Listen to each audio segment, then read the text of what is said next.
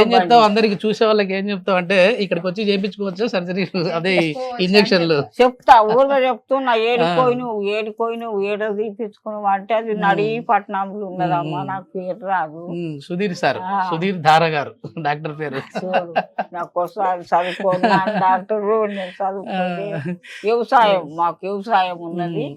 ఈ సంవత్సరం మానుకున్నా వ్యవసాయం, పోతలేను బాయ్ ఇంటికాడనే ఉంటున్నా. ఈ ఇద్దరు బిడ్డలు దైన్యం చేసి నా కొడుకులు దైన్యం చేస్తలేరు. ఆస్తి మాత్రం తింటాము చేస్తావు అంటున్నావు.